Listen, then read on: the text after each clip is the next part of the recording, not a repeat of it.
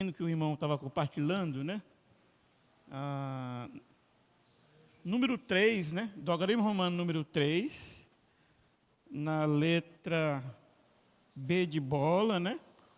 B de bola, aí tem o número 1, 2, 3. Vamos ver no 3. Vou ler aqui, os irmãos acompanham comigo. Quando posicionados no Senhor Jesus, quando a preciosidade do Senhor Jesus foi infundida em nós e começamos a apreciá-lo, fomos enxertados nele, fomos unidos a Cristo em sua ressurreição e organicamente unidos a ele. Letra A. Ao crermos em Cristo e sermos batizados nele, fomos enxertados nele. B. Fomos enxertados naquele que é a semente para cumprir a promessa de Deus e também o Espírito que dá a vida como a bênção da boa terra. 4. Como pessoas regeneradas, devemos viver uma vida enxertada. Após sermos enxertados em Cristo, não devemos mais viver por nós mesmos. Antes devemos permitir que o Cristo pneumático, né? Pneuma quer dizer né? Espírito na Bíblia, no hebraico, no grego, a palavra espírito, no grego é pneuma. Pneuma, por isso que no carro tem um pneu. O que é o pneu? Significa é um lugar que está cheio de ar. Espírito é o ar, ele está em todo lugar. Nós não vemos, mas ele está aqui. Alguém consegue ver o ar? Não vemos, mas ele está aqui? Está. Nós podemos sentir, né? O ventilador ajuda a gente a sentir o ar. Então, assim é o Senhor, Ele é o Espírito, Ele está em todo lugar e Ele preenche todas as coisas. Ele é o Espírito. Então, aqui fala assim que nós devemos viver uma vida,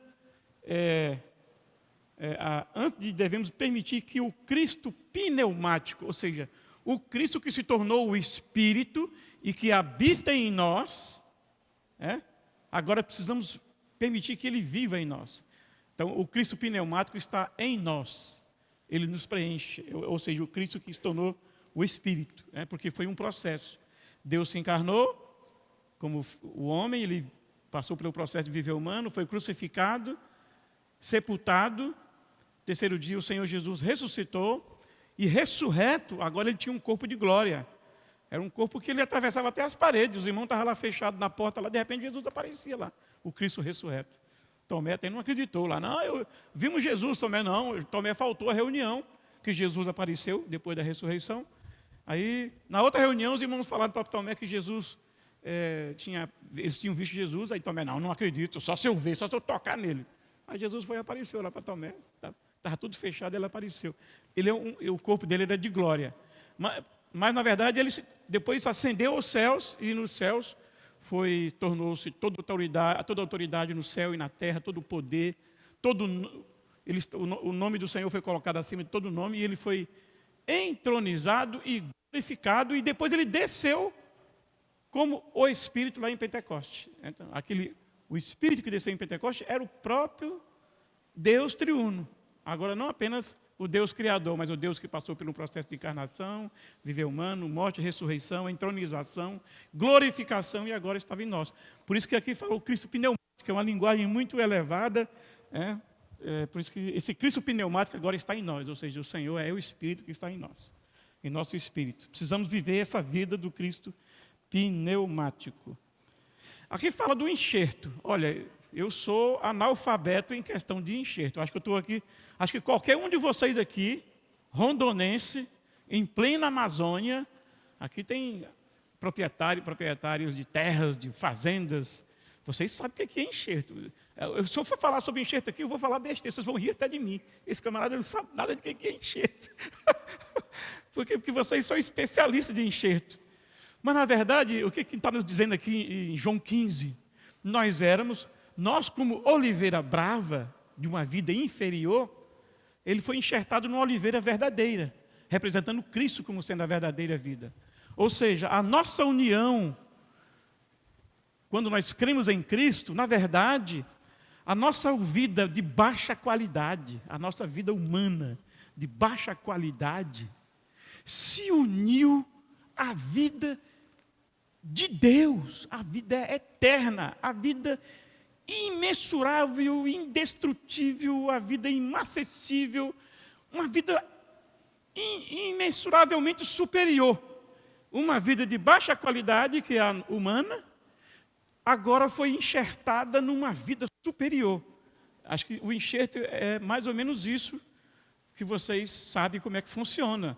Acho que vocês querem melhorar, tem uma laranja que não é muito boa, o enxerto não pode ser em vidas diferentes, tem que ser da mesma espécie. Um tipo de laranja que não é muito boa, você enxerta numa outra laranjeira que é muito boa. Né?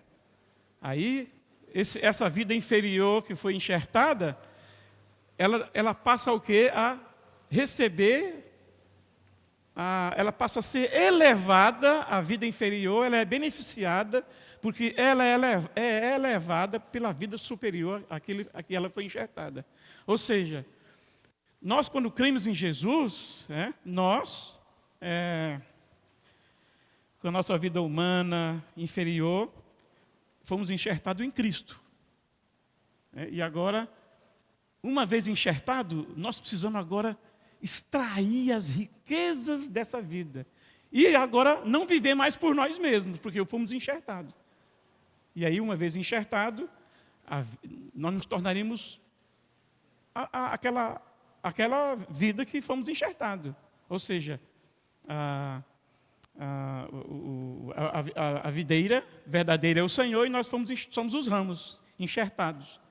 E agora, uma vez enxertados, para nós produzirmos frutos da videira verdadeira, precisamos estar saturados pela vida da videira. Então, é mais ou menos isso a questão do enxerto aqui. Ou seja, nós precisamos viver Cristo. Agora, em Romanos número 1, o título é: a vida cristã é uma vida na qual os crentes vivem Cristo. O que é a vida cristã? É uma vida que vive Cristo. Essa é o significado da vida cristã. O Senhor quer que nós vivamos Cristo. Aí no número 2 fala: a vida cristã é uma vida na qual os crentes vivem Cristo e o engrandece coletivamente. Individualmente, precisamos tomar Cristo como nosso viver, a pessoa de Cristo como nossa vida. Mas também não só eu individualmente, cada um de nós individualmente, mas coletivamente precisamos viver Cristo. Isso é a igreja, corporativamente. Aí no número 3 fala: a vida cristã é uma vida de união orgânica com Cristo. Ou seja, a nossa vida como cristão, como crentes, deve ser uma vida unida a Cristo, como um enxerto. Já não é mais aquela a vida inferior. Não vivemos mais pela nossa vida inferior do velho homem, da velha sem Cristo. Agora nós estamos enxertados em Cristo, precisamos viver agora nessa vida unidos a Cristo, organicamente, intrinsecamente, como nós vimos nas primeiras mensagens sobre tomar Cristo como nosso alimento, para esse alimento se tornar a constituição, a nossa vida, a nossa natureza. E prosseguindo essa questão do enxerto aqui, no número 5, na vida enxertada, a vida divina trabalha para expandir os elementos, para expelir, na vida enxertada, a vida divina trabalha para expelir os elementos negativos e ressurgir nosso ser criado por Deus. Ou seja, uma vez que nós vivemos essa vida enxertada, unido a Cristo, desfrutando dele, os elementos negativos do nosso velho Adalberto, do velho Antônio, vai sendo pouco a pouco expelido. Ou seja, a vida inferior, ela é tirada as partes negativas e a vida superior acrescenta. Aí o resultado daquele enxerto é um negócio bem melhor, é um resultado melhor. Acho que vocês sabem melhor do que isso na prática do que eu. Espiritualmente, É o que ocorre conosco. Nós somos uma oliveira brava que fomos enxertados na oliveira verdadeira. Fomos enxertados em Cristo. E agora, uma vez enxertados, precisamos viver viver nele. Não podemos mais querer viver a velha. Agora estamos em Cristo. Temos que viver nele. E se tornar um com ele, ao ponto que as coisas negativas são expelidas e as riquezas da vida superior é acrescentada em nós. Por isso que um cristão que tem essa vida normal, Cristo cresce, é engrandecido, Cristo é aumentado dia a dia. Por exemplo, uns 2 séculos passados, um irmão falou assim, dentre 100 pessoas,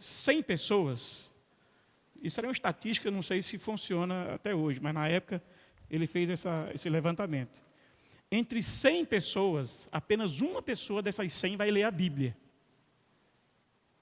Talvez isso se repita até hoje, talvez seja até mais de 100 que apenas um vai ler a Bíblia.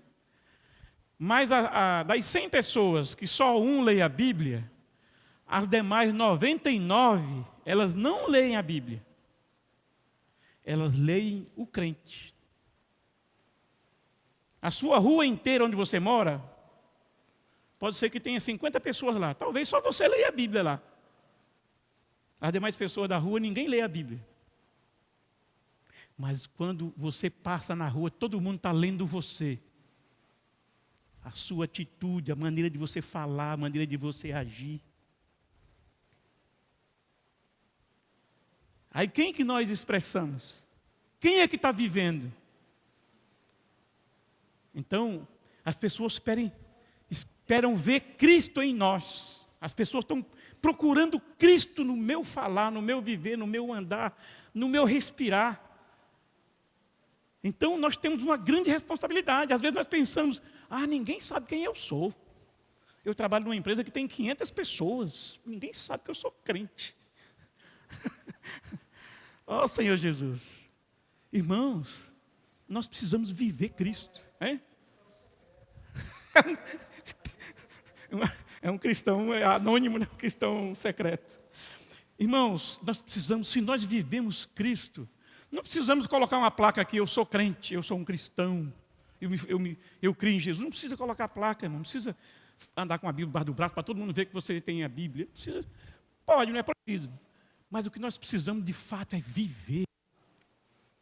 Nós precisamos de expressar Cristo no nosso viver. É isso que está falando. O que é um viver cristão? O título do tema é conhecer a vida cristã. Como é que as pessoas vão conhecer que eu sou um cristão? É mediante eu viver.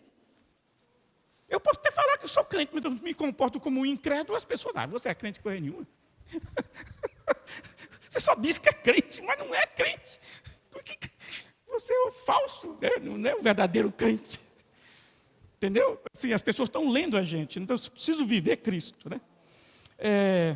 Para não tomar muito tempo para os irmãos, eu vou para o último item. É Gálatas 2:20, né? É um versículo que todos nós conhecemos, nós já lemos, mas a gente precisamos aprender alguma coisa aqui. O que diz Gálatas 2:20? O apóstolo Paulo diz assim, já começa assim, estou crucificado com Cristo. Logo, já não sou eu quem vive, mas Cristo vive em mim. E a vida que agora vivo na carne, vivo pela fé, a fé do Filho de Deus, que me amou e se entregou por mim. Aqui está uma vida enxertada é uma vida crucificada. Uma vida crucificada é uma vida onde eu não vivo mais, eu já morri. Paulo fala, já não sou eu quem... Ele começa assim, estou crucificado.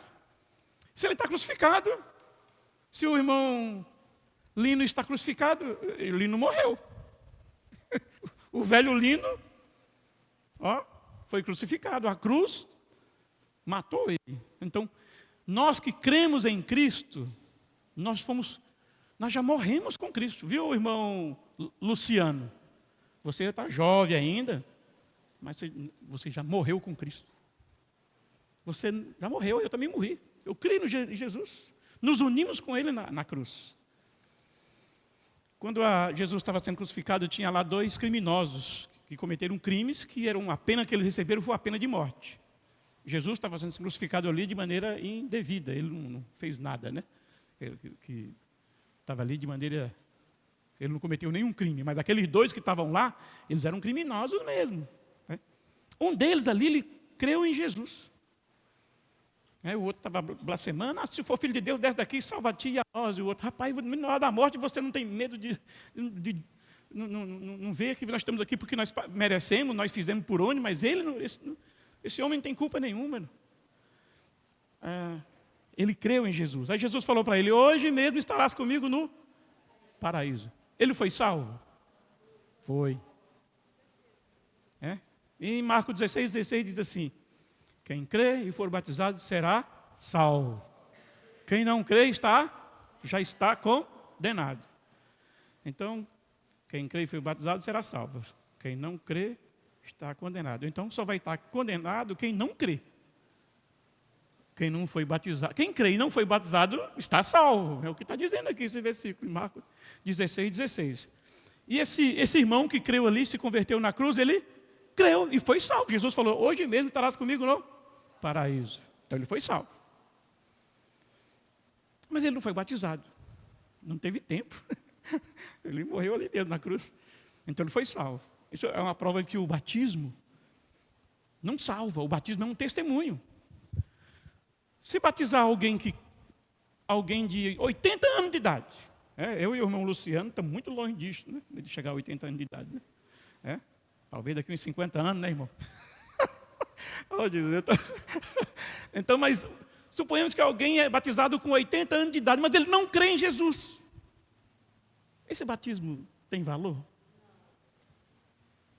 Então, não é o batismo que salva. E suponhamos que alguém creu no Senhor e não houve tempo de ser batizado. Ele foi salvo? Foi, conforme a Bíblia, sim. Ou seja, o batismo é um testemunho do crente, daquele que creu, de que ele morreu com Cristo. Eu fui crucificado com Cristo. O meu velho homem foi sepultado com Cristo. E eu, pelo fato de eu morrer com Cristo, ser sepultado com Ele, o Senhor ressuscitou e ressuscitei junto com Ele. E Efésios fala que Ele já nos vê nos lugares celestiais. A irmã... Sim? A irmã divina, talvez não temos consciência disso, eu com meus avós e tudo, que também são irmãos no Senhor. Um dia vamos nos encontrar com nossos irmãos que já dormiram no Senhor. Irmãos, nós estamos restritos ao tempo, mas Deus não. Ele já nos vê no lugar celestial. Já está algo realizado. Nós já fomos crucificados e ressuscitamos com Cristo. Isso é um fato. Não é algo que... Paulo fala, estou crucificado. Não é estarei ou estive no passado. Estou. No presente, irmãos, enquanto ainda vivemos, o nosso viver deve ser de alguém crucificado, alguém que morto com Cristo. Onde o nosso velho homem não vive. É o que Paulo fala em Gálatas 2:20. Estou crucificado com Cristo, já não sou eu quem vive, mas Cristo vive em mim. Aí Paulo lá prossegue, mas e o viver que agora tenho na carne? O que negócio é esse? Essa matemática está muito, essa fórmula está meio esquisita, né? Estou crucificado, morri, quem está vivendo é Cristo, mas o viver que eu vivo, então eu estou vivo. É uma matemática aí, dá um nó na cabeça. O meu curso de nível superior, eu mexi muito com física, né? A questão de aviação é muita física, química, é muitas fórmulas. Tem hora que as fórmulas dão quem estuda matemática aqui, né? Tem hora que as fórmulas dão um nó na cabeça da gente. Aqui em Gálatas 2:20 tem uma fórmula meio complicada. Paulo foi crucificado quando ele creu. E uma vez crucificado, ele está morto. E agora quem está vivendo não é ele, é Cristo. Mas ele diz ainda, mas o viver que agora vivo, então Paulo continua vivo. Ou seja, esse Paulo que está vivendo é um Paulo crucificado. Não é mais o Paulo do velho Paulo, não é o Saulo que perseguiu os cristãos. Quando Saulo, antes de se converter, ele perseguiu os crentes, voltando à questão da viver Cristo, Paulo perseguiu os irmãos, né? Aí depois, quando o Senhor, no arranjo misericórdia do Senhor, salvou Paulo, ele viu, foi salvo. Aí Jesus falou, Saulo, Saulo, por que tu me persegues? Aí Paulo deve ter pensado assim, o Saulo, eu não estou perseguindo não, estou perseguindo esses crentes aí, eu não estou perseguindo Jesus. Perseguir os crentes é perseguir Jesus. Os cristãos, os irmãos viviam Cristo, já não eram os irmãos que viviam, era Cristo vivendo neles.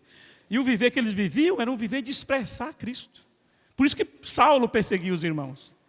Por isso que o nosso viver, como nós vimos, deve ser um viver de viver Cristo. Não é mais nós, mas é Cristo vivendo. Nós fomos enxertados em Cristo e agora nós estamos extraindo, vivendo, usufruindo dessa vida superior que nós fomos enxertados. Isso é Cristo viver em nós. Então, aí Paulo ganhou visão de que perseguir a igreja, perseguir os irmãos é perseguir Cristo, porque Cristo está nos irmãos. E os irmãos unidos são a igreja. Os irmãos juntos são... Por isso que o nosso viver é coletivo. Eu preciso expressar Cristo na minha empresa onde eu trabalho, na escola, na faculdade, mas também coletivamente. O Senhor deseja em Jaru que coletivamente todos os irmãos aqui sejam um testemunho vivo, coletivamente, da pessoa de Cristo, vivendo Cristo, no nosso viver no dia a dia. Essa é a questão da vida enxertada, né? Quando aquele malfeitor que foi salvo, creu e se arrependeu, Jesus falou, hoje mesmo estarás comigo no paraíso. O apóstolo Paulo, esse é o único registro na Bíblia sobre esse fato no Novo Testamento.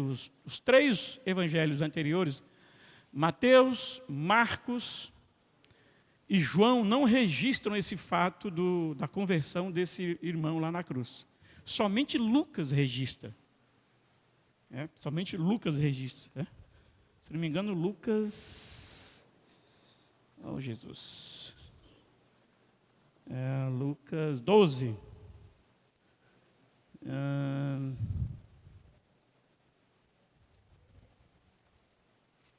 Acho que é Lucas 12.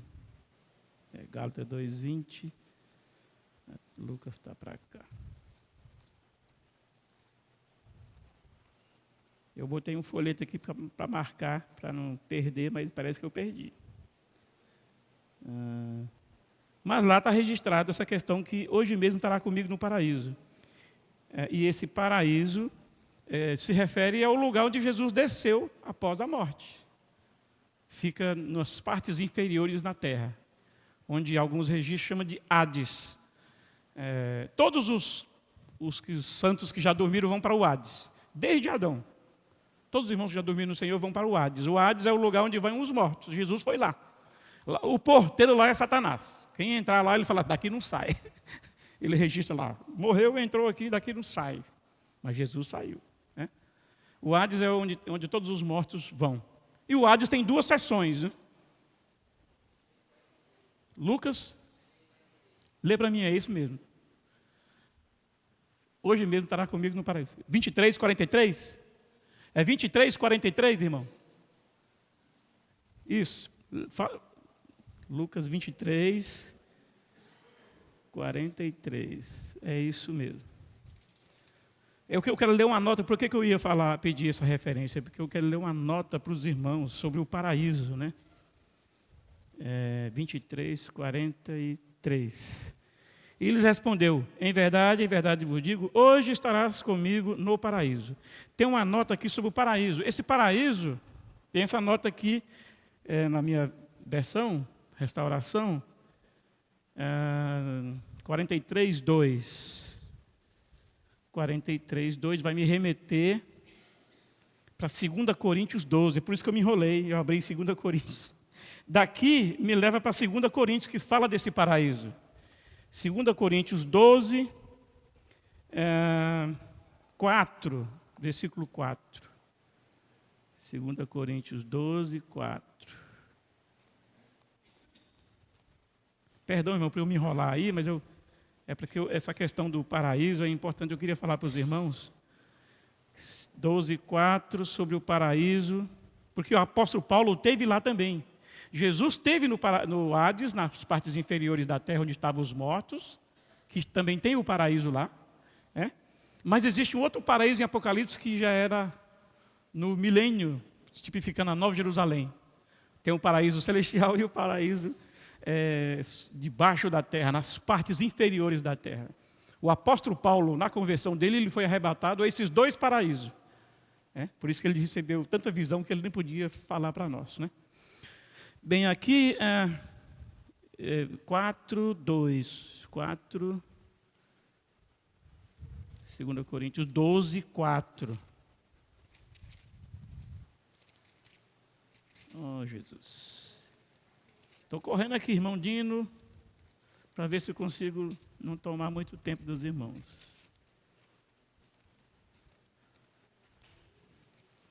Porque só às vezes tem dúvida que nós temos e às vezes a gente precisa ficar claro, né, que nós já morremos com Cristo. Fala aqui, Paulo falando, versículo 3 fala, eu sei que tal homem, se referindo a ele mesmo, se no corpo ou fora do corpo, não sei, Deus sabe, foi arrebatado ao paraíso e ouviu palavras indizíveis, as quais não é permitido ao homem referir. Aí tem uma nota aqui sobre esse paraíso. Aí diz assim, a parte agradável do Hades, onde estão os espíritos de Abraão e de todos os justos aguardando a ressurreição. Aí tem várias referências aqui. E onde o Senhor Jesus foi após a sua morte, e onde permaneceu até a sua ressurreição. Este paraíso é diferente do paraíso de Apocalipse 2,7, que será a Nova Jerusalém no milênio. Nessa passagem, o apóstolo Paulo falou da extrema grandeza das revelações que recebera no universo. No universo há principalmente 3 lugares. Em todo o universo há basicamente 3 lugares: o céu, a terra e o Hades. Todo o universo, no olhar divino, há 3 lugares: os céus, a terra e o Hades, que é debaixo da terra. A vida angelical, a vida humana terrenal e a vida, a esfera dos que já dormiram no Senhor. No Hades, onde estão todos mortos, tem 2 seções. Uma seção chama-se o paraíso, outro lugar chama de seio de Abraão, onde estão todos os irmãos. Né? E outro lugar é chamado de inferno, outro lugar chama de o Seol, lá um lugar de tormento, de sofrimentos. Né? Então, o Hades é como se fosse uma panela, e essa panela tem 2 seções, o inferno e o paraíso. Né? Então, o Senhor Jesus foi lá e ressuscitou, ele venceu a morte. Paulo também foi levado até lá, foi arrebatado até lá. E também no paraíso celestial. Eu quero dizer isso porque a questão da salvação, irmãos. Nós que já cremos em Senhor Jesus, nós fomos crucificados. Paulo foi crucificado com Cristo. Estou crucificado. Uma vez crucificado, morreu. Foi ao Hades. Paulo teve essa visão. Ele foi ao Hades. E uma vez no Hades, ressuscitou. Por isso que aos olhos do Senhor, nós estamos presos no tempo. Mas aos olhos do Senhor, Ele já nos vê a cada um de nós ressurretos na sua presença. Esse é o nosso destino, irmãos. Nós iremos estar eternamente com o Senhor. Mas no tempo ainda estamos presos e estamos vivendo a vida da igreja, essa vida enxertada. Precisamos permitir que esse Cristo viva em nós. Já não mais eu. O primeiro eu do velho homem foi crucificado. Agora o novo eu, que é o novo homem, o homem espiritual, coletivamente, que é a igreja, nós vivemos uma vida por meio dessa vida, com essa vida. É como Paulo diz, estou crucificado com Cristo, já não sou eu quem vive, ou seja, não é mais o meu velho eu que vive, porque ele morreu, foi crucificado, mas Cristo é que vive. Eu não tenho mais minha vida própria, a vida nossa inferior foi enxertada numa vida superior. Agora eu preciso viver por essa vida superior. É esse o grande processo que cada um de nós estamos passando. Cristo quer viver novamente na terra. E Ele vive através da igreja, em nós, coletivamente. Jesus, Ele era um filho unigênito. O único filho de Deus se tornou o homem, né? Então Deus vivia em um único homem. Jesus. Esse único filho foi como um grão de trigo semeado na terra. Morreu, o grão de trigo é semeado, ele morre, aí a vida que está no grão de trigo brota e nasce o tigreiro, né? O pé de tigre, tigro, né? Trigo, né? Nasce o pé de trigo, né? Aí muitos grãos de trigo são produzidos. Então o único Filho de Deus passou por um processo de morte e ressurreição para liberar a vida para que não mais Jesus fosse o unigênito, mas o primogênito. Na ressurreição, Jesus não era mais unigênito, ele agora era o filho primogênito, o primeiro.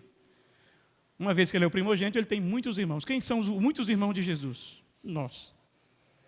Nós somos os muitos irmãos. Agora esse viver, agora é um viver coletivo. Deus vive coletivamente na sua igreja. Por isso que a igreja é o corpo de Cristo. Quando Paulo, o Senhor fala, ele consagra o pão, esse é o meu corpo, tipifica a igreja. Um pão é de formado de muitos grãos de trigo, que passou por um processo, até se tornar um pão. Muitos grãos moídos, se torna farinha. Depois de farinha, tem que se colocar ali azeite, tem sal, e depois vão para o forno, para se tornar um pão. Quando você é um pão ali, puxa ali, isso é muitos trigos, muitos grãos que passou por um processo. A igreja, como o corpo de Cristo, que é o pão, isso indica que nós todos estamos nesse processo. Se perguntar para o grão de trigo, aqueles grãos que estão sendo moídos ali, triturados, antigamente, no tempo da minha avó, era pilado no pilão. Se perguntasse para aquele grão ali, como é que está aí, está tudo gostoso aí no pilão? Ele diz, puxa, está doendo demais, estou me esmagando, estou me arrebentando todo para me tornar farinha. Assim somos nós. A nossa vida, às vezes, é difícil. Nós estamos num processo de sofrimento. Mas esse sofrimento não é em vão, é por causa de Cristo. Nós estamos perdendo a nossa vida natural, a vida caída do velho Adão, do velho homem, e nós estamos sendo substituídos, mas não estamos sendo anulados, porque Paulo fala, e a vida que agora vivo pela fé, no versículo Gálatas 2:20. Quer dizer, nós continuamos vivendo. O irmão Luciano não deixou de existir depois que ele se tornou crente. Luciano continua Luciano aí, com todas aquelas manias que a esposa dele sabe, né? Eu peço perdão, Luciano, de pegar em você em seu pé. Minha esposa reclama comigo. Adalberto, às vezes você pega no pé de um irmão e você fica só nele lá, fica moendo o irmão lá. Mas o Luciano, ele já é um jovem, ele aguenta o sofrimento. Né? Então, aí nós como cristãos continuamos com as nossas características que nós temos da nossa vida humana. Mas o Senhor está querendo elevar o nosso viver, o padrão da nossa vida. Nós somos uma vida inferior que fomos enxertados numa vida superior. Agora as riquezas dessa vida superior estão elevando a vida inferior.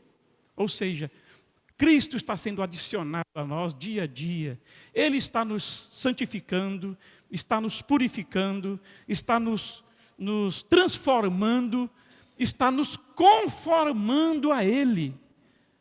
Um bolo, quando um bolo sai do forno redondo, na verdade, ele não era redondo. A massa foi colocada dentro de uma forma, depois de assado, aí o bolo fica redondo. Cristo é a nossa forma. O bolo tomou a a forma da forma. Cristo é a nossa forma e nós somos a massa. Nós estamos sendo conformados a Cristo, de forma tal que o desejo do coração de Deus é que nós o expressemos no nosso viver, que nós o engrandecemos no nosso viver, que o nosso viver seja um viver que expresse Cristo, que glorifica, que exalta, que engrandece a pessoa do Senhor no nosso viver. Por isso que precisamos dos irmãos, por isso que precisamos das reuniões, estarmos juntos. Porque minha esposa não dá conta de me ajudar, eu me esperneio. A minha esposa fala assim: Adalberto, você tem isso, você precisa abandonar esse tipo de comportamento, de viver. Eu não ouço a minha esposa, às vezes até discutimos, brigamos. Mas se o Luciano chegar aí para mim: Adalberto, olha, sua esposa está certa, você realmente é grosso. Você está no último botão do cinto, né? No último buraco do cinto, é grossa mesmo. O cinto está...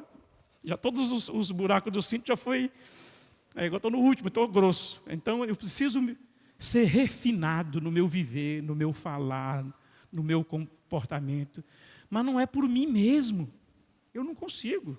Não é questão de... É Cristo nos transformar, dia a dia. Por isso que nós estamos enxertados. Como ramos da videira, nós precisamos agora produzir frutos. Frutos para quê? Para satisfação de Deus. E esses frutos é o resultado da vida. Por isso que fala, o ramo que não produz, em João 15, o ramo que não produz fruto, corta e lança fora. Está lá um ramo que está lá só tirando a vida da árvore, né? Aí na época do fruto, cadê o fruto? E o Jesus foi lá naquela figueira lá, Jesus estava com fome, a figueira com uma folhagem bonita, toda verdinho. Chegou lá, cadê o figo? Não tem figo. E aquela figueira representava a nação de Israel. Jesus amaldiçoou ela, os fariseus ficaram furiosos, porque ela representava Israel. Às vezes nós somos como uma figueira. Eu sou crente, olha lá o crentão lá com a Bíblia. Mas se as pessoas chegam em mim, não tem vida, não tem suprimento. Só aparência.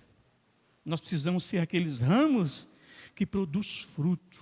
Fruto é o resultado da vida. Quanto mais vida tem, mais a árvore produz frutos. Quanto mais Cristo tivermos, mais Cristo vai ser produzido em nós. E isso é para a satisfação de Deus, para cumprimento do propósito de Deus. Então, esse é o ponto dessa mensagem. Espero que tenha ajudado os irmãos, Na verdade, irmão, quando compartilhamos uma mensagem dessa para os irmãos, acho que o Leandro, que tem a mesma experiência nossa, o nosso coração é de pesado. E, Senhor, essa palavra é tão elevada, tão boa, mas ainda não é minha experiência. Eu preciso que isso seja real no meu viver.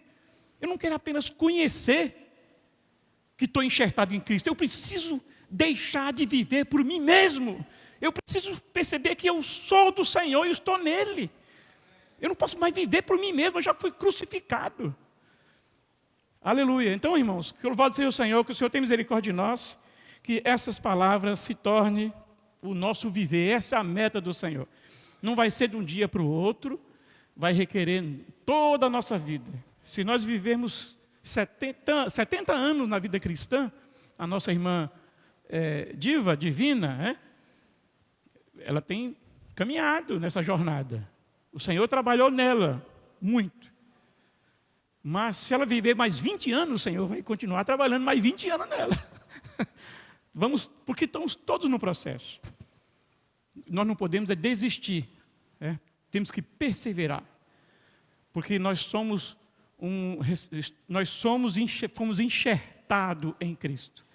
E um galho que foi enxertado, agora ele tem que desistir, ele precisa não mais viver, querer manter aquela velha vida.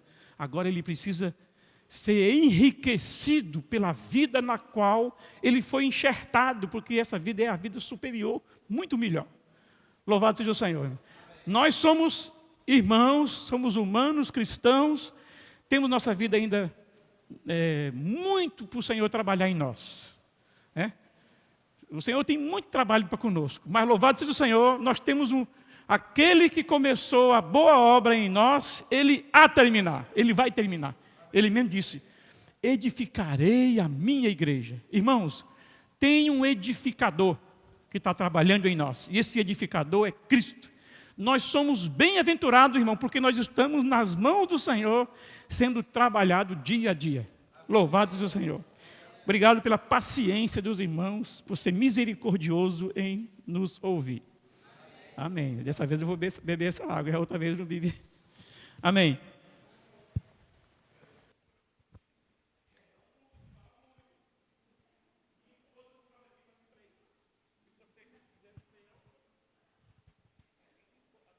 Amém. Amém. Aprendemos muito nesse final de semana.